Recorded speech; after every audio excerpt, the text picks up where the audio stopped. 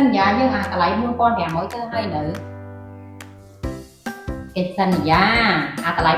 4500បងមួយខែ$30នេះធ្វើហើយនៅអត់លឺដល់ដឹងយ៉ាង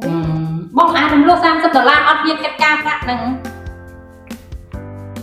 ឥឡូវចែងអង្គុយតុនេះអត់លឺ